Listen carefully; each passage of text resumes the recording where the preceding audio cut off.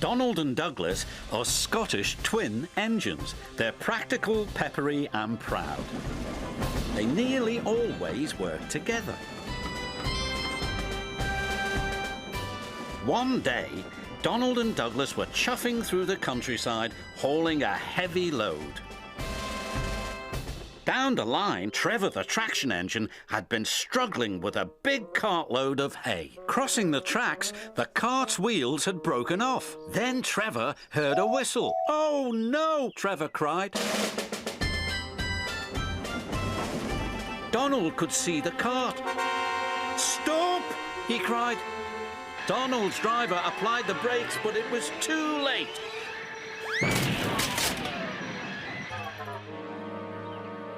Luckily, no one was hurt. "Stop being pushy," Donald snapped. "Don't call me pushy," Douglas snapped back. "You shouldn't have pushed me into the cart," huffed Donald. "You pulled me, you mean," argued Douglas. "Didn't he?" Did, no. Did too." Before long, the track was cleared and Donald and Douglas were on their way. But the twins were so cross, they refused to speak to each other for the rest of the day.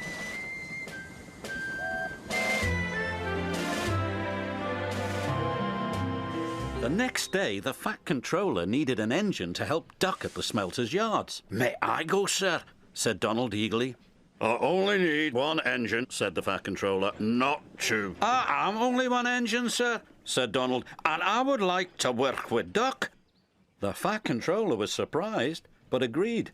Thomas was worried. "Won't you miss one another?" he asked. "I know I'd miss Annie and Clarabelle." "I'll work better on my own," sniffed Douglas.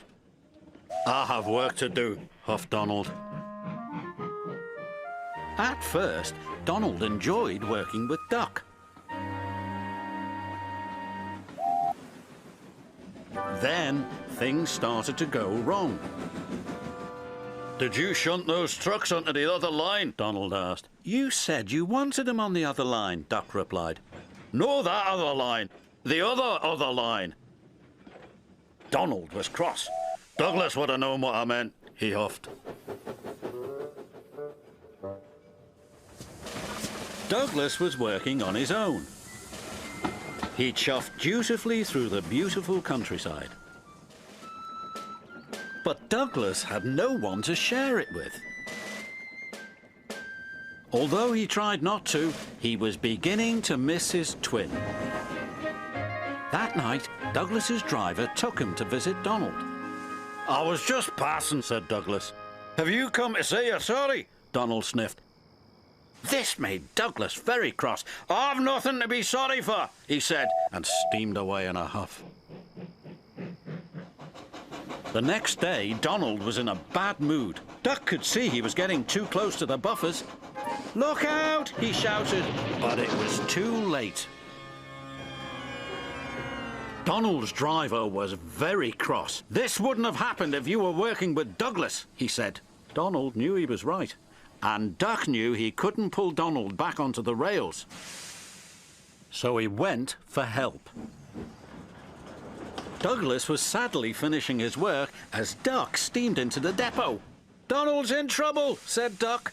"Donald in trouble!" Douglas cried. "I'm on my way!" And he steamed off as fast as he could.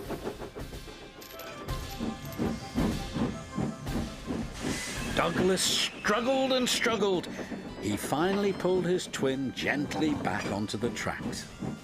He was relieved Donald wasn't hurt. "Thank you," Donald said, "and I'm sorry." "No, I'm sorry," said Douglas.